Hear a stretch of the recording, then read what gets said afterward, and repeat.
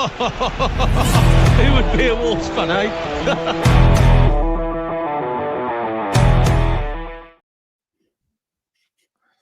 Good evening, good morning, good afternoon, whenever you're listening to this wonderful, wonderful podcast. This is the Wolves Fancast returning for yet another preview show and yet another weekend of built-up anxiety, built-up fear, watching the Wolves take the field again. It doesn't help you, but we are back and we are in association with the Sports Social Podcast Network, FC Quiz.app, and the Boston Coffee and Coffee Vending Company. And joining me this evening to talk about all the tribulations at the Molineux, we've got Ed, Rich Griffiths, and Jay. How are we doing, Ed? The feelings around the ground, the anxiety builds week in, week out, doesn't it? Down the Waterloo Road. Yeah, we've got a 6 points right in our hands, haven't we? But as I mentioned, every week I'm on, I still haven't got over the fact that we're going to have that awful those were the days, my friends. I'm not even looking forward to the game at all because of the opening. So we'll start moaning early. I can't stand that, and I'm not excited for the game for many reasons, but that's top of the list. That's even above the squad. Yeah, no doubt. I mean, it's a continuation of a long period of time now, Rich. We're talking about 6 months, I think, almost. I seen a stat the other day since we actually won a game in the Premier League, which seems absolutely outrageous. But it's the situation we find ourselves in, and there's a hell of a lot of pressure yet again, more and more building going into this weekend, isn't there? Yeah, well, obviously we won 6 in a row. We haven't won since, so it was April, wasn't it, the last win? So pretty poor. It doesn't look like that it's on horizon another win anytime soon either, really, does it? To be honest, it's very bleak. You know, I mean, I'm not the most positive person in the world, but geez, we're a very poor outfit, and I would say most teams are, really rubbing our hands at coming home and away facing us at the moment, because any attack we look like we might concede, and that's not true to the goalkeeper for a change. It's actually just looking at we make mistakes and get punished in the Premier League every week. So it's got to change at some point, hasn't it? It's got to. Yeah, and I think even Vitor Pereira is now talking about it, Joe, that there is a certain level of pressure on him to start delivering, because now we're getting to a point of no return. He's understanding that his job will be under scrutiny more and more each week that we don't pick up a victory in the Premier League. How do you feel like we move forward from here going into this weekend? Do you think that Vitor Pereira has got to run with this, or do you reckon he's going to be another weekend where we might see something a little bit different from him again? It's worrying, isn't it, when your manager's saying that it's a must-win game, because they normally try and bat those questions away. It's a bit nervous going into the weekend, and it's been a while since we've actually looked any good. Like, say, April, when we probably last won a game, and actually when we looked threatening, looked like we could score a goal. But yeah, he could go back to about 5. It wouldn't surprise me this weekend. I think I'd be disappointed if he did, but it really wouldn't surprise me, because he's clutching at straws at the minute, isn't he? Yeah, and I think that's a good point to start talking about the game itself on Sunday, Ed. And we're looking at, for those who are on YouTube, you can see a graphic right now. We've got the last two 11s from Wolves and from Burnley. There's a hell of a lot of pressure there now, Ed, to say, okay, these players have got to start performing, haven't they? You've got the John Ariases who haven't really kicked on as they should be, and everyone needs to be getting goals in and around Strand Larsen, who's not really hit the ground running outside the West Ham game. Looking at the 11, how do you think Vitor Pereira gets the most out of that side in order to sort of what should be one of our easier games of the season, get enough chances created to actually score some goals? I think we need to start taking some risks, especially at home. I think regardless of the team he puts out, whether it goes to a back 5 or a back 4, and like Jay said, I hope it's a back 4. We need to stop with the sideways passing. Someone needs to. I say this lightly, but I don't mean to. Someone needs to grow a pair a little bit and do something with the ball, and not just keep giving it to get it back again, to give it again, and have no momentum. There is nothing. The crowd, the apathy in the crowd is palpable. The apathy in the players is palpable. The tension is there. We need someone to just step up and go, this is Burnley. We've got a couple of results this season, but really look at that team there's no one there that makes you think, bloody hell, I wish we had those. There isn't anyone there that strikes fear into the heart of a Wolves team, despite the fact that we've replaced steak with hamburgers like we have done over the last couple of summers. But I think we need someone to we need to make chances, and you can only make chances in this league by taking some risks from time to time. And I don't necessarily mean pissing about with the ball at the back. I mean, not get it in the mixer, but we need to, when it gets to the midfield, we need to go forwards. Going sidewards is not going to, 1 point in this game is not going to make any difference. If we don't win, we are potentially really stranded this early in the season. Yeah, I think you're right with exactly what you're saying there. And I think that ties in quite nicely to what sort of Vitor Pereira has been talking about in his press conferences, Rich. And that's the performances of, if I got the correct one up there, João Gomez. And he's caught some strays from people on social media. I mean, Gully's particularly talked about him as well, and in his passing game not being up to a certain level. But we have seen sort of a drop-off from João Gomez this season that we haven't been able to see him playing at the qualities that we expect. And even in the past, he was chipping in with assists and goals. He got some very important goals last season. João Gomez, how does he pick himself up now? Because he's obviously been in the Brazil side, but he wasn't used. There's got to be a lot of pressure on him to be one of these leaders in this side, isn't it?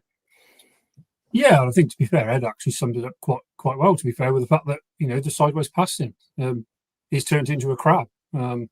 He just only wants to go sideways. He's got no momentum to want to go forward. And it's a shame, because I think part of his game that he can really, obviously, does need to improve always go forward and the pathway to go forward. But he's got all the quality in the world. He's Brazil international. He's shown that he can get into the Brazil squad and the team. And he's obviously chasing a place in the World Cup squad, which is going to be tough from the way he's currently playing. But I've got to be honest, we know the kid's he's dynamite. He's absolutely brilliant. We've probably got the best two centre mids, older mids in the Prem by a mile. But when they play together, sometimes they don't necessarily play with each other. They're almost playing different roles. They both want to, yes, they keep the ball, great.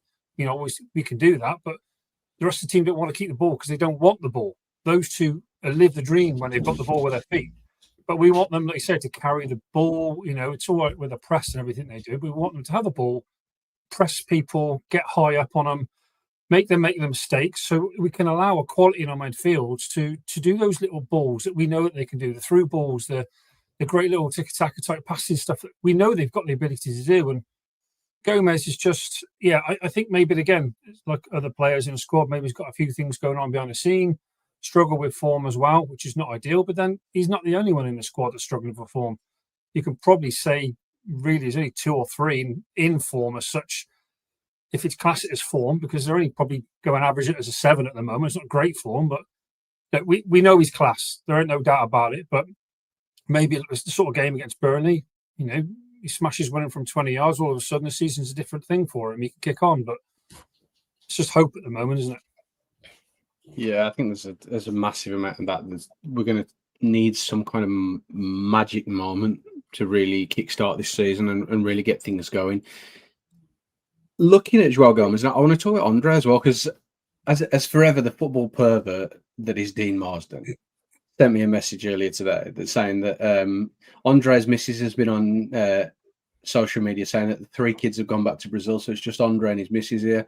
So maybe he's going to have a good night's sleep, as Dean's saying, or maybe they're trying for number 4, so maybe he's going to be fucked at the weekend. Literally. But yeah, no.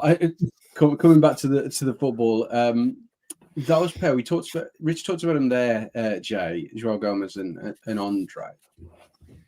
And I think he made a good point when he's talking about that they don't seem to be working well together at certain points. Do you think that they're being asked to do too much because there's not really a lot of support ahead of them? Is there? There's not that sort of traditional like number 10 or somebody to pick the ball up and link with the forward players. Do you think there's a lot of pressure on them to destroy and create?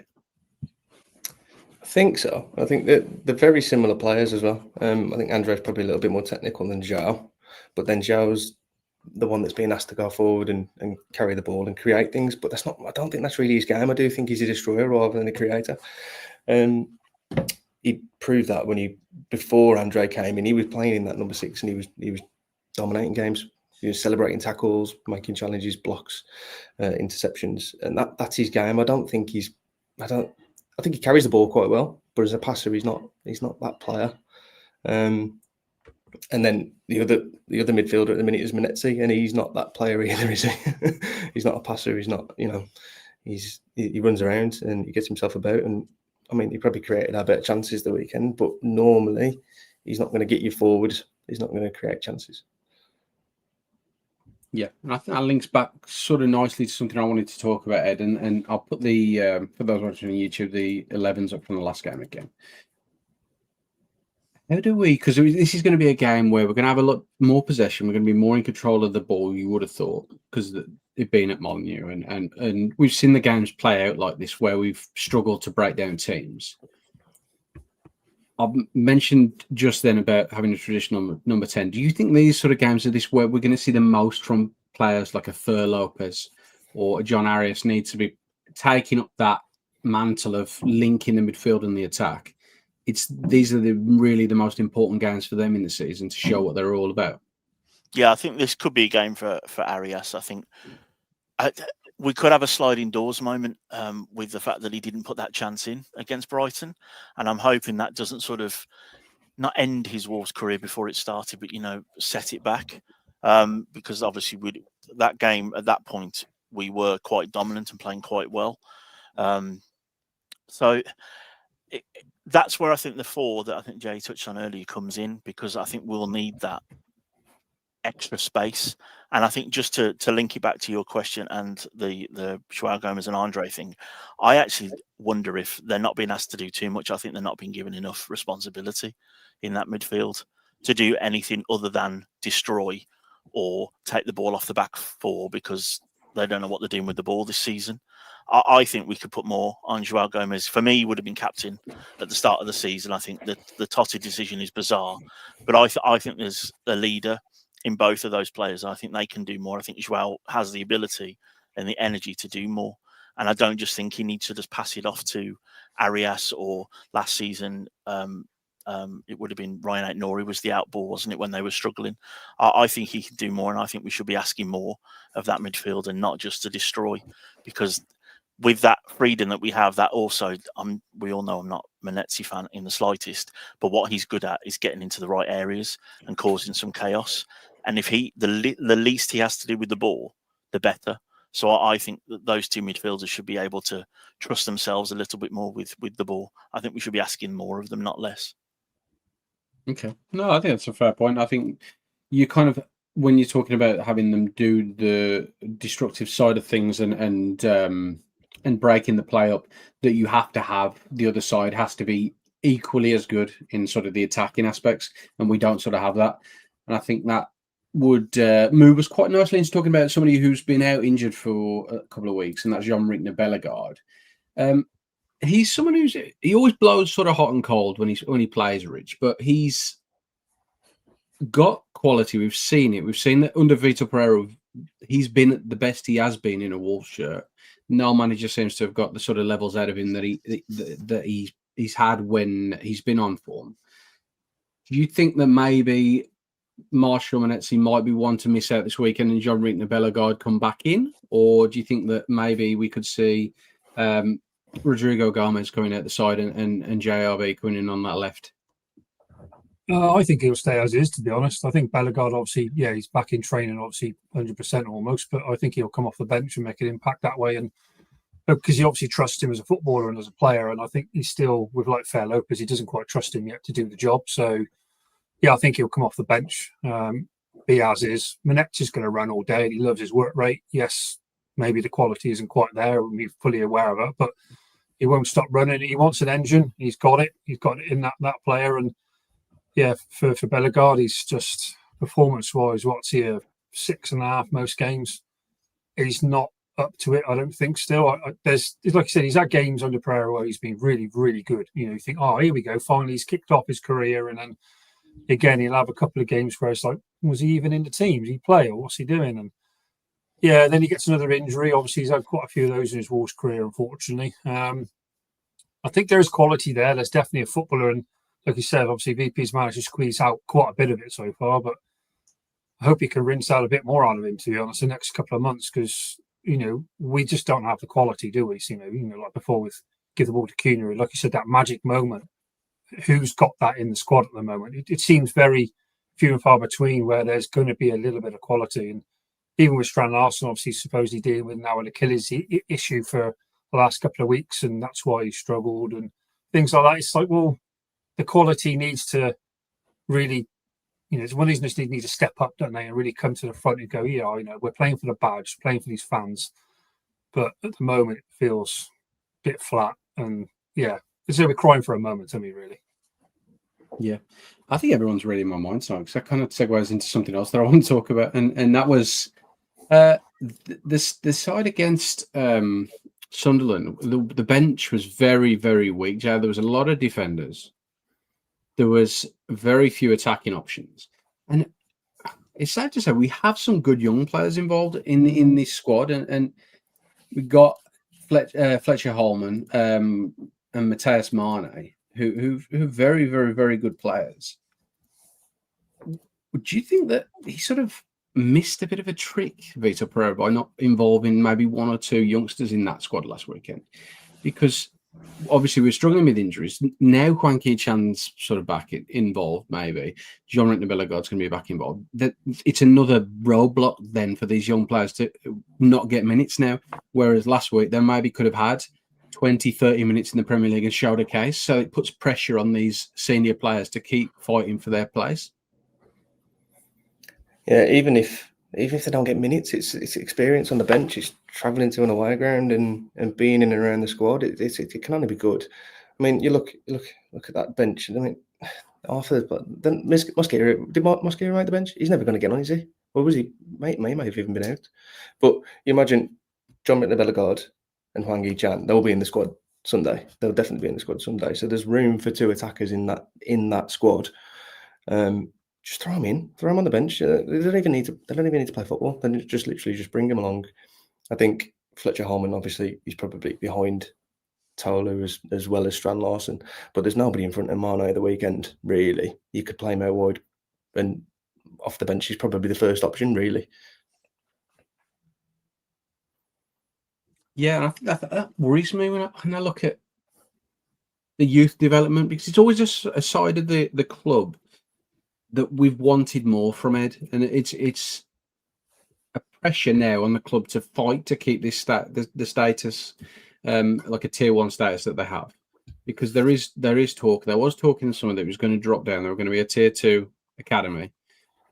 That is essentially writing their own death warrant of bringing through young players in the future for this squad. And do you think that there needs to be more of a focus on integrating these players, and there's more of a responsibility for people like Vitor Pereira as sort of head coach as Wolves to enable these players to get minutes in this squad?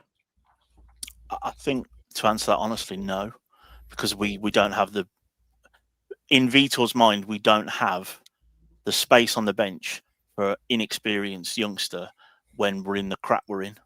I think we had a different feeling with Morgan Gibbs-White under Nuno. We were obviously riding high, playing well.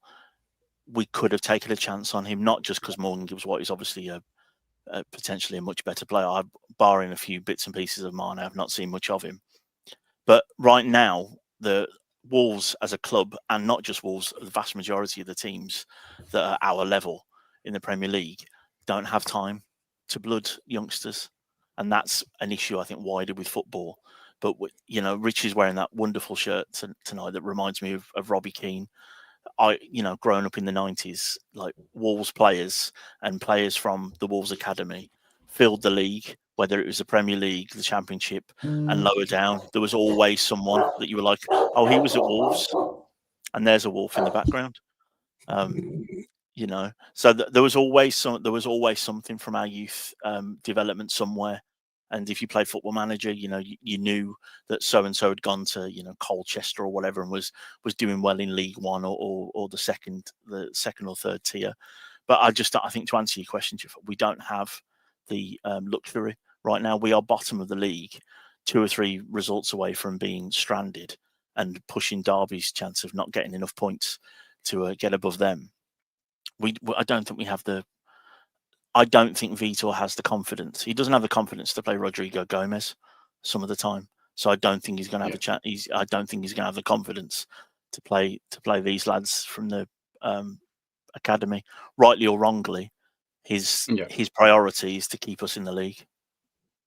Yeah, no, for sure. I mean, that's the future of the club. He's obviously been a Premier League side, obviously, and the fear that us getting relegated will put the club back not 1-2 years, but 10 years, because then they have to sell everything. Arsenal have to look to sell the club potentially. We cannot talk about the immeasurable damage of leaving the Premier League without looking at the way that we're actually playing right now and the standards that are being set both on and off the pitch. I think that is a fear moving forward.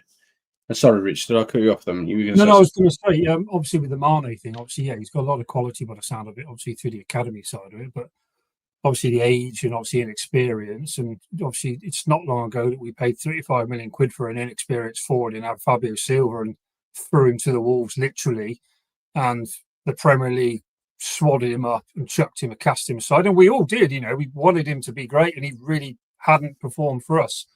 So my suggestion would be, is that a risk for Mane too, like to bring him in? Yes, he's got a lot of hype. Obviously, VP loves him, so he's got a lot of quality and could be great in the league. Suggesting that maybe there's a move at some point, that the reason how he progresses his career. But for me, it's just a worry. He's got to go get game time somewhere in a championship or abroad to go and get first team football for a season or two, get his confidence in his level, find his level, then come back to us. I think it's an anomaly nowadays, anyone to come out of an academy to go straight in a first team, start playing here and there. And I think, as Ed said, like Robbie Keane come out of the academy was lights out, and then obviously we shipped him out pretty sharpish, unfortunately. But I think it's rare nowadays. And I think you're right as well, the fact that obviously we don't have the time in the Premier League. People need to hit the ground running. It's going to cost a couple of million from lad from Spain to come in, who's got potentially quality out of another reserves team. We're going to go that way. It's just the way football is. It's cutthroat, and if we lost our category to category 2, is it a bad thing? Well, probably not, because we're not selling anyone. We're not profiting on these lads anymore, and they're not coming through in a category 1 anyway. So the downside about it is, do we really need the academy? Do a Brentford and just shell it completely, save the money, and maybe come back to it at another point in time? It's just a weird one. Yeah, it's a difficult situation that we find ourselves in with that. I think that kind of ties in with talking about Vitor Pereira's team cohesion.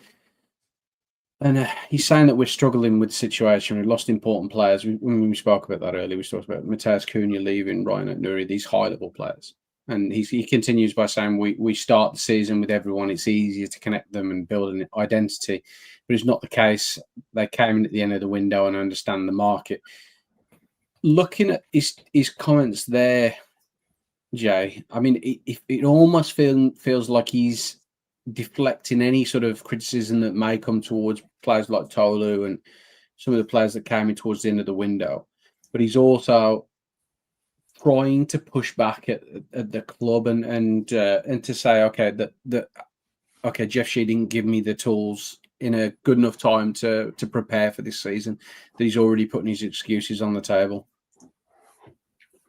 It is a bit of an excuse, isn't it? I think. I mean, we're 8 games in now. They've had plenty of time to blood these players and give them opportunity to play. You look at Krejci, stepped in straight away. He looks like he belongs in the Premier League.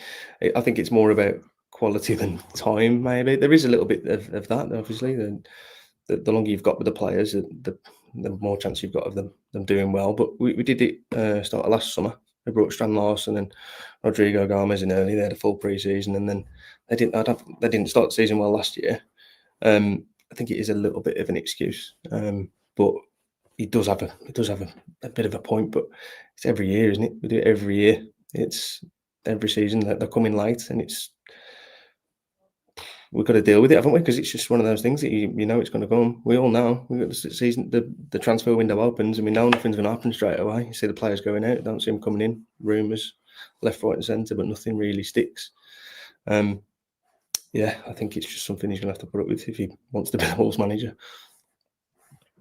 I think we might see a building of this sort of aggressive nature in terms of press conferences, Ed, coming in the next few weeks. If we don't see Vitor Pereira getting the results that he wants and him sort of putting more points together and putting us back up the table, that we might see him come out and he sort of throw, I don't want to throw shade or throw Fosun under the bus a little bit, considering the situation we find ourselves in. Do you feel like Vitor is going to have to do that to sort of protect his own sort of basket, or do you think that we might just see Fosun get rid of him before that point?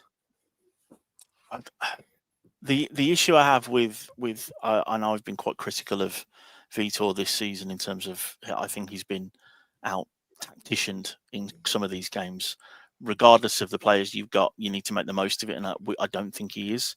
But my issue with that is I don't trust Fosun in anything, so I certainly don't see them already looking at who can replace him. And the last thing we need to be is another Marinakis nonsense where we go to an Ange or someone because they're available, and then we are 3 or 4 more games down before we have to do it all over again and reset. I don't see who's out there to replace him. What I'm worried about with the press conferences is that it's nice, it's better that he's directing it away from the players, because we saw with Teabag, he was more than happy to throw them under the bus, so this is the best we can do. And we saw under Vitor last year that 6 in a row, all that kind of stuff. We know they had more than he was getting out of them, so we know he has it in him. But like I think I mentioned earlier on in the conversation, when you're constantly replacing the wrong good players with bad and chasing that elusive golden egg of a player that we're not finding anymore. We're not finding Joao Gomez's anymore. We are scraping the barrel. There is a worry that he's going to run out of time, and the only option is to get rid of him. But I just don't know who comes in. I'm not an aficionado of who's available, but I can see in the chat people are talking about Ten Hag and other people like that. That's the thing. The names that crop up don't inspire you either. So sometimes it's maybe better the devil you know, and double down on things. But and just a little live update: Leeds are 2-0 up against West Ham already. So Sunday's game is getting more and more important, because we are potentially, West Ham and Wolves are the basket cases of the season. We could be fighting out for who comes 20th. I think that they're even at this point before, because I've always wanted to say, and I think a lot of people say as well, that you look at the table after 10 games and see where you are, and that's a good indication of where you'll be in sort of February, March time. And I think if we see ourselves cut adrift, where it's 5-6 points adrift after 10 games, it's going to be a hell of a slog, because that's 2 wins you've got to get back where teams have got to lose to, and just doesn't happen in the Premier League. The Premier League is for the right or wrong way, is the most difficult league in the world. You can beat any side at any week, but teams don't tend to lose at home, and they tend to do pretty well at picking up points and not losing consecutive games, and that's the fear that Wolves are putting themselves into a position where they're going to keep losing, not keep winning, picking up wins, that they're going to be cut adrift very, very, very quickly. Talking about the other sides of the weekend, I think you've mentioned in West Ham there, helpful for talking about the next segment, Ed.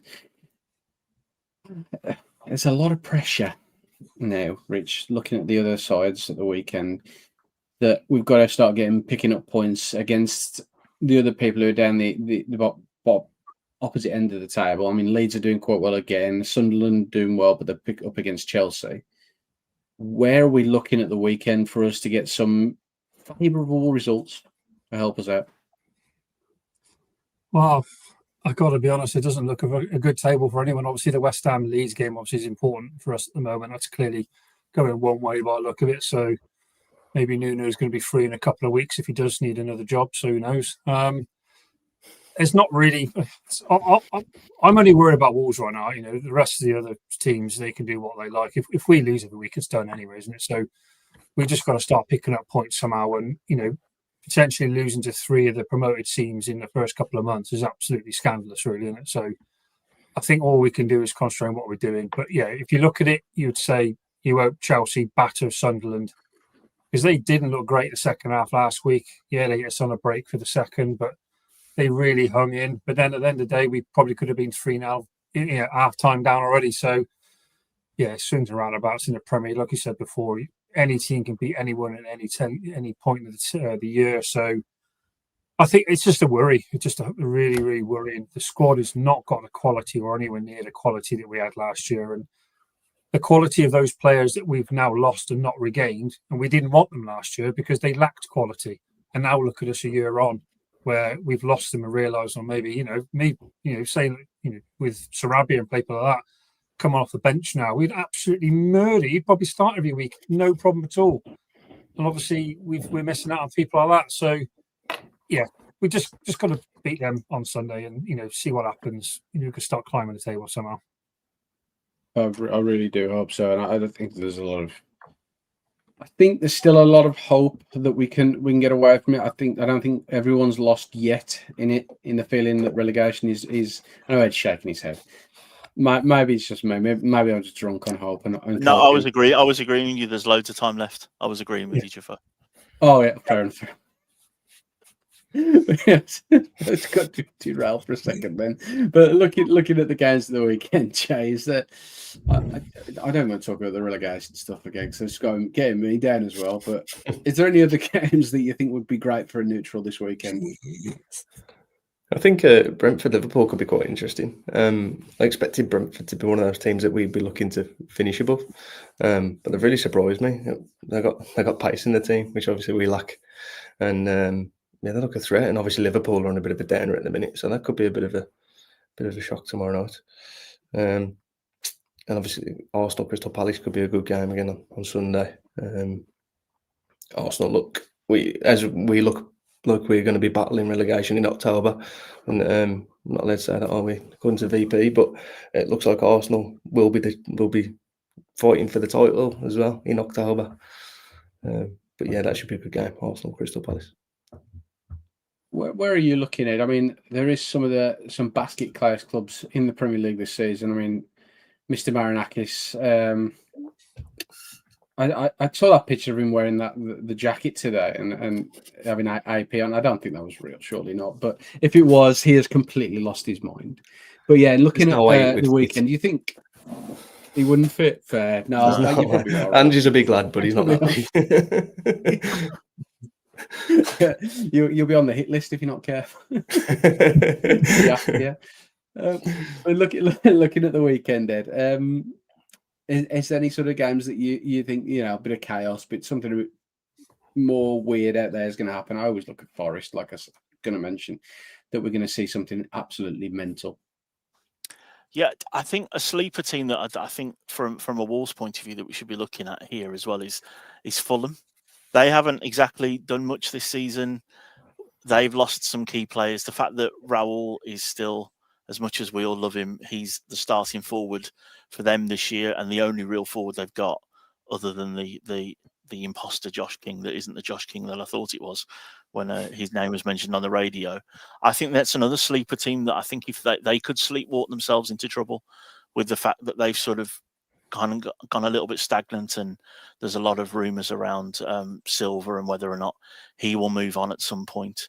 And we all know Man City are a bunch of cheating scumbags, but if they can smash Villa, that will give me something to smile about on Sunday at 2:00, even if it's not the Wolves, because quite controversial to say on the Fancast, but as much as I dislike the Albion, I dislike Villa more.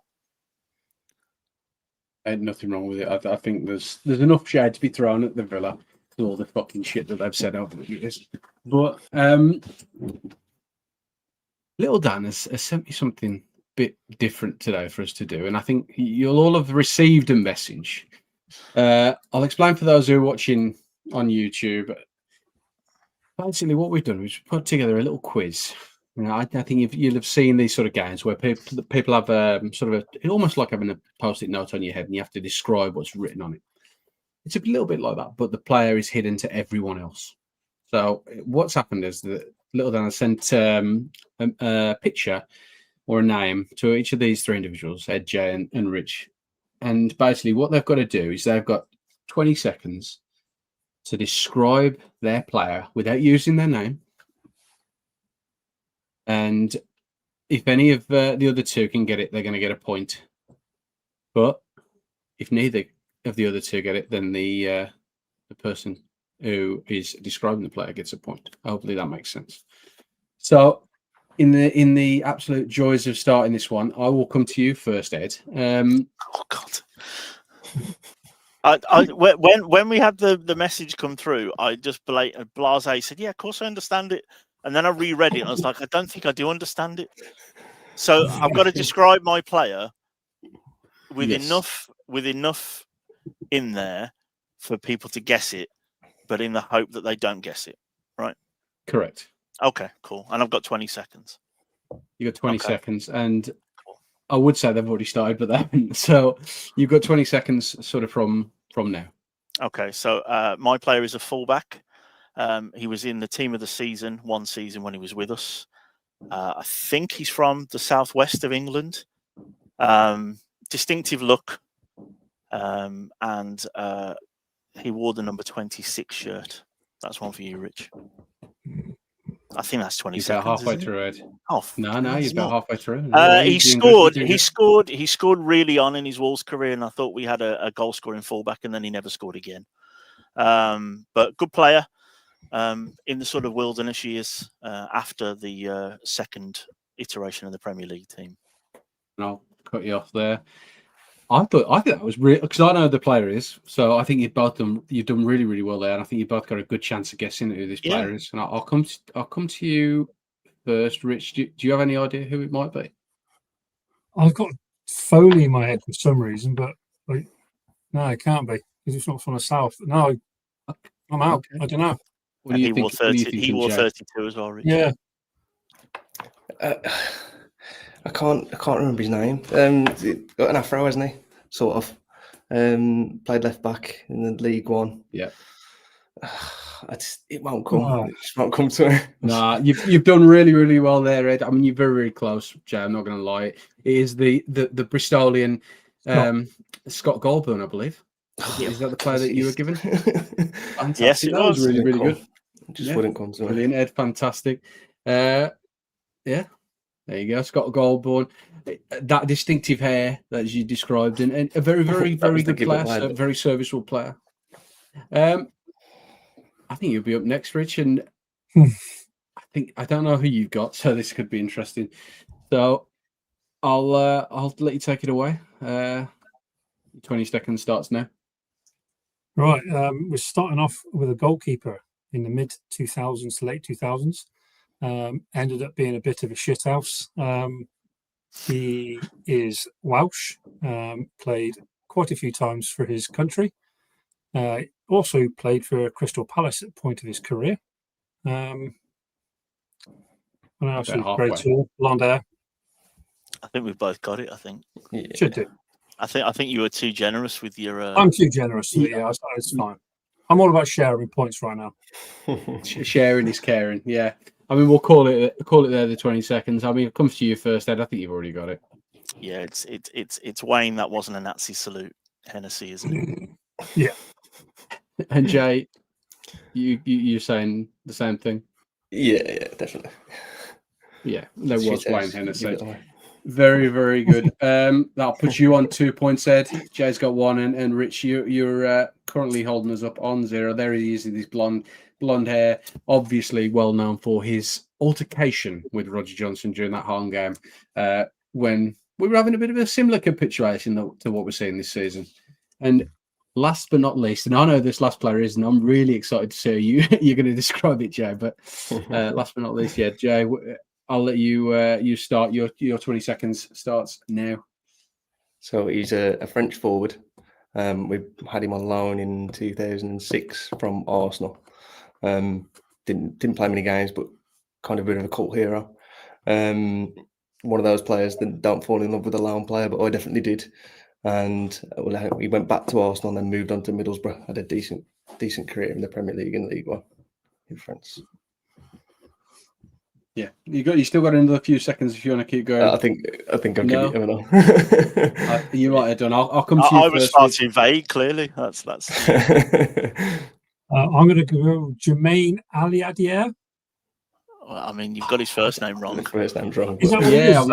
I might Jeremy. have to give you a half. Jeremy. I thought it was Jeremy. I don't know whether to be cruel and just say half a point, Rich, but because it's your 0, I'll give you a full point. Thank you. Which thank you. which puts Jay on still on 2 points, and Ed, our champion this evening, on 3 points after that brilliant work on the first one. I mean, I think you played a blinder, to be honest, Ed. I think the vagueness kind of helps you, and I think that's maybe the way to go with this one. But we'll see if we play this one next time, because I think that went rather well. He once cost me all the money on my phone back in the day, Jeremy Aliadier. Do you remember when you used to pay to get the goal alerts back in the early 2000s? He scored a hat-trick against us, didn't he, in the League Cup? Was it 5-0? And his last goal was the last bit of credit I had on my phone for them to tell me, well, we were 3 or 4-0 down. I was in a pub quiz at university, and I looked at my phone. And I was like, why have I got 5 messages quite so early? And I realised I had no credit on my phone then for, I don't know, until whenever the student loan came back in. So I didn't quite fall in love with him because he cost me money.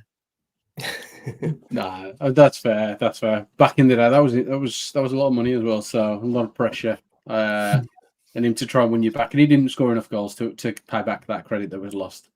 Definitely not. 8p a test, something like that. But we'll sort of wrap it up there. I mean, as always, I like to end by talking about sort of not only what is your prediction for the weekend for Sunday, but also I like a hot take. I do like opinion of something mad that's going to happen. I'll come to you first on that one, Ed. So sort of give me a mad situation that might happen in the Wolves game on Sunday, and then sort of what is your score prediction, and then if you want, scorers as well. I think my mad prediction, my score goes together. I think we win 2-0, and I think both goals are scored by Menezzi. Do you need me to call an ambulance? Because he's the only sod that looks like he's going to score, and the fact that we all know that I'm not his biggest fan. But whether he scores it off his left testicle, his backside, or he slams one in from 30 yards, he's the only bugger that seems to be able to at least create something. And for some crazy mad shit, I've been at the Molineux this season where someone from the upper, Billy Wright, had a go at Sasa Kalajic for smiling during the home game of the season. So let's go that there's some more Billy Wright ultras that have a go at some of the subs warming up because we haven't scored in the first 20 minutes. That's reasonable. I'll tell you one thing that I don't think will happen, and that's Maximus Wright thinking that Juan's going to get a hat-trick. As much as I would love to see it, I'm sorry, Max, I don't think we've got that one in the bag. I think you could save your money on betting on that one. What are you thinking, Rich? What's your sort of score prediction and then sort of hot take for the weekend? So, last 15 games against Burnley, there's only been 3 games over 3 goals. Burnley, obviously, only a few years back, they smashed us 4-0, obviously, so that's an anomaly in it. But majority of it is either a 1-0, a 1-1, or a 2-0. So, I'm going to go 2-0 Wolves, and I'm going to go...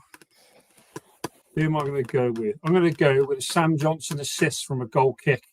Menezzi flick on. Get it in the mixer. Get it up the top. That'd be wonderful. I like the fact that we're still positive enough to think that we're going to win the weekend, and that's cheering me up no end. Jay, don't bring it down, please. Don't bring this mood down. What are you thinking? I think we're going to lose. I'm sorry, guys. I think it's going to be 2-1. Yeah, I'm not hopeful at all. I was last weekend, blind optimism last weekend, and at least I've had it knocked down of me. Chris Wood. Do you reckon it's going to be a Chris Wood weird transfer that can only happen because it's Wolves, and he just pops in to knock one in? Ashley Barnes is probably going to get a hat trick now. We've all done this. That'll be hot take. The worst. The hot take is that the South Bank actually gets the tempo of those were the days. Right. Nah, not gonna happen.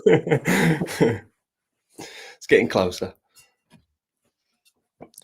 Most definitely. But thank you for everyone that's joined us this evening on the Wolves Fancast preview show for the Burnley game in association with the Sports Social Podcast Network, FC Quiz.app and the Boston Coffee and Vending Company. Everyone who's left comments, everyone who's been watching live on YouTube, and everyone who's going to listen to this in the future on wherever you listen to your podcasts are. Thanks, Red, Rich, and Joe for joining me this evening. Hopefully, we'll be back to talk on either Sunday or Monday to talk about the positive aspects of the weekend and Wolves getting off the sort of starting blocks and getting a win against Burnley. But till next time, stay awesome, everyone, and come on, Moo Babbies, let's keep it going. Let's do it for Vitor. Let's keep this season going. Let's get it kicked off. Who would be a Wolves fan, eh?